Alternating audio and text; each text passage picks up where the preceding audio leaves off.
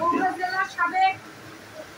জেলা মহিলা দলের সাবেক যুগ্ম সাধারণ সম্পাদক, বগুড়া জেলা বিএনপির সাবেক যুগ্ম সাধারণ সম্পাদক, সরকারি মুজিবুর রহমান মহিলা কলেজের সাবেক ভিপি, বগুড়া জেলা মহিলা দলের দুইবারের সাধারণ সম্পাদক নেয়া সুলতানা ভিত্তি, সে আপনাদের মাঝে কিছু কথা বলবে।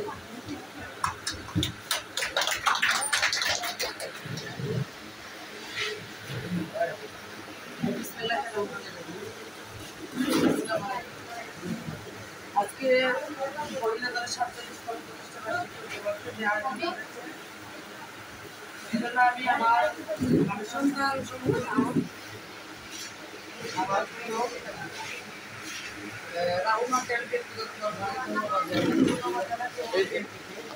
ধন্যবাদ জানাচ্ছি যারা আজকে অনেকক্ষণ ধরে আমার জন্য বসে আছে।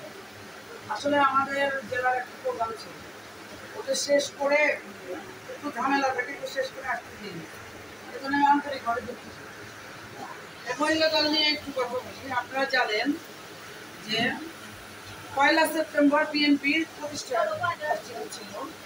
শহীদ প্রেসিডেন্ট জিয়াউর রহমান 1978 সালে বিএনপি প্রতিষ্ঠা করেছেন। 1 সেপ্টেম্বর উনি প্রতিষ্ঠা করার পরে একটা কথা অনুভব করলেন যে এদেশের অর্ধেক মা বোন, অর্ধেক ভোটার হচ্ছে মা বোন। আমাদের ভোটের সঙ্গে সবচেয়ে সহযোগিতা করে ঘরে ঘরে যেতে পারে আমাদের মা বোন। তখন সেই অনুমতি থেকে উনি মহিলা দলকে গঠন করেছেন, যেন মহিলাদের অধিকারের কথা বলতে পারে, তাদের ন্যায্য অধিকারের কথা বলতে পারে, নিপীড়নের কথা বলতে পারে। এই অনুমতি থেকে উনি মহিলা দল তৈরি করেন। তখন থেকে অদ্যাবধি গৌরবের 47 বছর পার করে। যদিও অনেকক্ষণ বসে আছেন, খুব অল্প কথা বলি। মহিলা দলের গঠনের মূল লক্ষ্য হচ্ছে আমরা যখন জাতীয় ইলেকশন হবে, আমরা যেন ঘরে ঘরে যেয়ে বিএনপি কি করেছে, উন্নয়নমূলক করবে এগুলো যেন বলতে পারি। কারণ ভোটের সময় আপনারা জানেন যে মা বোনদের ঘরের মধ্যে কোনো ছেলে মানুষ ঢুকতে পারে না, সেটা ইজিলি আমরা যেতে পারি। একটা ঘরের মধ্যে যে উঠানিতে বসতে পারে। এখান থেকে কিন্তু এই মহিলা দলটা মানে চিন্তা ভাবনা তৈরি লং টাইম পাবে, 47 বছর, একটা দুটো বছর না, তাই না? এখন আপনারা জানেন আগামী 12ই ফেব্রুয়ারি জাতীয় ইলেকশন হবে। দীর্ঘ 17 বছর আমরা আওয়ামী লীগ দ্বারা নির্যাতিত, নিপীড়িত, ঘর ছাড়া। শেরপুরের একটা নেতাকর্মী আপনারা মনে জানেন যে কোনো নেতাকর্মী ঘরে থাকতে পারে, কেউ হয়তো জমিতে, কেউ হয়তো ধানে নিয়ে, কেউ হয়তো খুবের মতো ঢুকেছে। 17 বছর পরে আন্দোলনের পরে এই জুলুমের অবসান হয়েছে। এখন আমাদের সামনে একটা সুদিন নির্বাচন করতে হবে, কারণ নির্বাচন ছাড়া দেশ কখনোই গণতান্ত্রিক পদ্ধতিতে চলবে না। আপনারা জানেন যে বর্তমানে দেশে একটা আইন শৃঙ্খলা থেকে শুরু করে সব কিছুই অবনতি।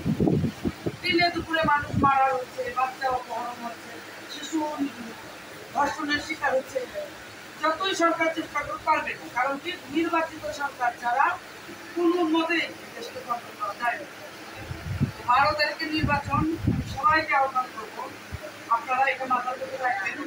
মা বোন যারা আছেন, বিভেদ ভুলে যে সবাই সম্মিলিতভাবে আগামী দিনে যেন ধানের শীতের পক্ষে আমরা কাজ করতে পারি, এই দিকে লক্ষ্য রাখবেন। পাশাপাশি আপনারা জানেন আমাদের ক্যাপ্টেন চেয়ারম্যান জনাব তারেক রহমান, আমাদের নীতি সরকার, যাকে নিয়ে আমরা গর্ব করছি, উনি এখন পর্যন্ত বাংলাদেশে পা দেয়নি। কেন পা দেয়নি? কারণ তার এই সরকার অনেক কিছুতেই যেমন সফলতা আছে, ব্যর্থ আছে। কারণ আইন শৃঙ্খলা পরিস্থিতি চরম অবনতি। আমরা মনে করি না এখন ওনার আসার সময় হয়েছে। উনি নিজে থেকে যেমন মনে করবে দেশে আসার সময়, তখন আসবে। আমাদের কি উদ্দেশ্য? আমাদের উদ্দেশ্য হচ্ছে এই পরিবেশটা তৈরি করা, যেন দেশে উনি মানে নিরাপদভাবে আসতে পারে, বিএনপির জন্য কাজ করতে পারে, আপনাদের জন্য কাজ করতে পারে, জনগণের জন্য কাজ করতে পারে। এই লক্ষ্যে ওনাকে আসতে হবে। আমি সারা বাংলাদেশ জানি না, শুধু বগুড়ার কথাটা আমি বলি যে বগুড়ার রাস্তাঘাট, অফিস, হসপিটাল আপনারা জানেন কত বিএনপি সময় হয়েছে। 17 বছর একটা ইট কিন্তু আমরা কেউ সরাতে পারি। আমাদের বগুড়ার উন্নয়নের